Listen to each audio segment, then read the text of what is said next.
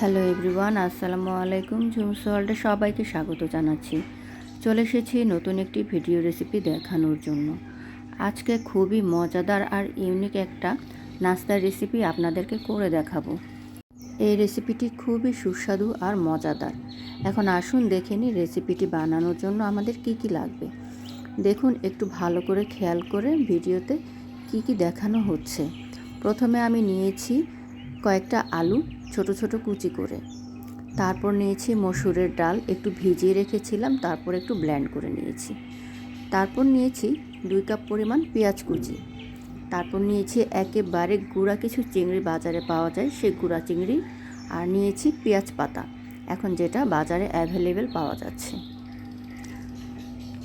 এখন আমরা এক এক করে বড় একটা বোলের মধ্যে নিয়ে নিব আলু কুচি।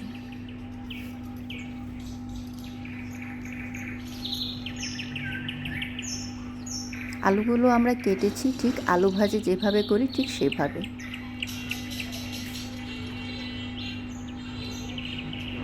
এখন দিয়ে দিচ্ছি মসুরের ডাল বাটা।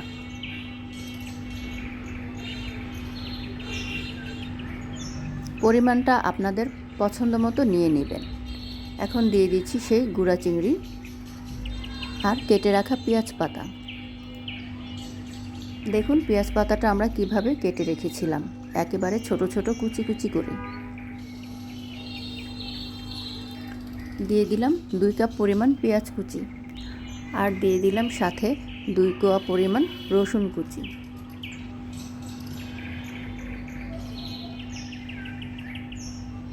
দিয়ে দিলাম কিছু ধনিয়া পাতা কুচি আর কাঁচা মরিচ কুচি।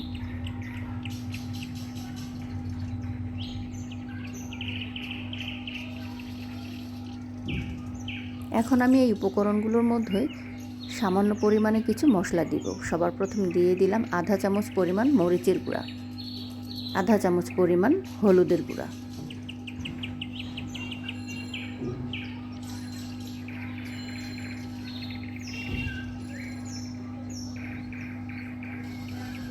আধা চামচ পরিমাণ লবণ। লবণটা আপনারা স্বাদ মতো দিবেন, কম বেশি করে বাড়িয়ে কমিয়ে নেবেন।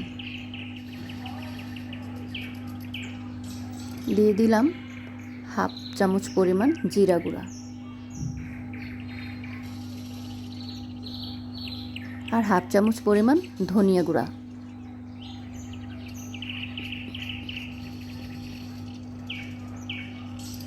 একটু দিয়ে দিলাম 1 চামচ পরিমাণ আদা রসুন বাটা, আর সাথে দিয়ে দিলাম 2 প্যাকেট ম্যাগি মশলা। এখানে আপনারা দোকানে কিনতে পাওয়া যায় চাট মশলা, সেটাও দিতে পারেন। 1 প্যাকেট চাট মশলাটাও দিয়ে নিতে পারেন। এখন সবগুলো উপকরণ আমরা হাত দিয়ে ভালো করে মিশিয়ে নেব।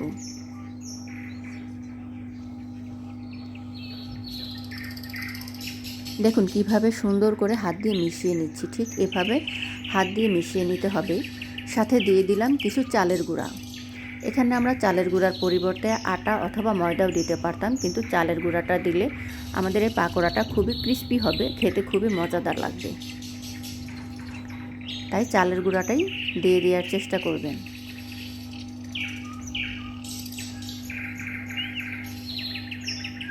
দিয়ে দিলাম সাথে 2টা ডিম। এই ডিমটা আমাদের বাইন্ডিংয়ের কাজটা করবে।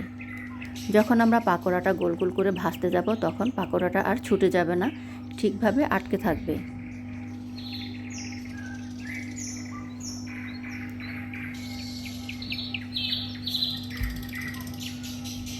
এই মিশ্রণগুলো একটু সময় নিয়ে হাত দিয়ে ভালো করে মিশিয়ে নিতে হবে।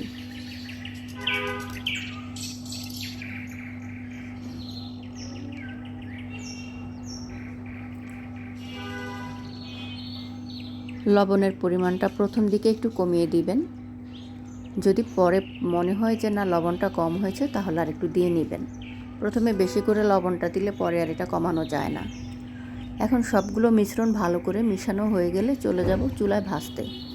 চুলায় একটা প্যান বসাবো, তাতে কিছু সয়াবিন তেল দিয়ে দিব। বেশি পরিমাণে সয়াবিন তেল দেওয়ার দরকার নেই, দেখুন আমি কতটুকু পরিমাণ দিয়েছি। এখন আমি দেখুন ছোট ছোট গোল গোল করে পাকোড়াগুলো তেলের মধ্যে দিয়ে দিচ্ছি।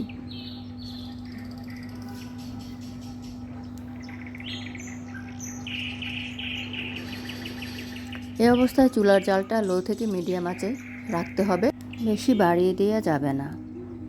লো থেকে মিডিয়াম আঁচে এই পাকোড়াগুলো সুন্দর করে উল্টে পাল্টে ভাজি করে নিতে হবে। লো থেকে মিডিয়াম আঁচে পাকোড়াগুলো ভাজি করে নিলে দেখা যাবে পাকোড়াগুলো খুবই সুন্দর আর মুচমুচে হবে। চুলার জালটা বাড়িয়ে দিলে পাকোড়াগুলো পুড়ে যাবে, ভিতরে কাঁচা থেকে যাবে। এই পাকোড়াগুলো এত মজাদার, সব কিছুর সাথে খেতে এই পাকোড়াগুলো ভালো লাগে। বাচ্চারা যখন কিছুই খেতে চায় না, মাছ খেতে চায় না, তখনই চিংড়ি মাছ দিয়ে এভাবে পাকোড়াগুলো আপনারা বানিয়ে দিতে পারেন।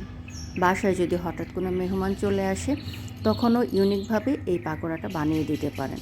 আবার মাঝে মাঝে দেখা যায় কিছুই খেতে ভালো লাগে না, তখনও এভাবে পাকোড়া বানিয়ে দুপুরে ভাতের সাথে খেতে অসাধারণ লাগে। দেখা যায় অনেক সময় বাসায় মেহমান আসে, সবসময় আমরা কমন আইটেমগুলোই মেহমানদেরকে দিয়ে থাকি, পোলাও, মাংস, বিরিয়ানি। আপনারা মেহমান যখন আসবে পোলাও, মাংস, বিরিয়ানির সাথে তখন এরকমের একটা আইটেম রাখতে পারেন।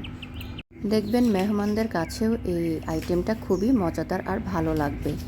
এই আইটেমটা আসলে খুবই মজাদার, মুখরোচক আর ইউনিক একটা রেসিপি। সত্যি একটা ভালো লাগার মতো রেসিপি। দেখুন আমার পাকোড়াগুলো সব ভাজি করা হয়ে গেছে, আমি একটা পাত্রে তুলে নিয়েছি। এখন দেখতে কতটা সুন্দর লাগছে। দেখতে যতটা সুন্দর হয়েছে, খেতেও হয়েছে অসাধারণ। সবাই এভাবে বানিয়ে খাবেন।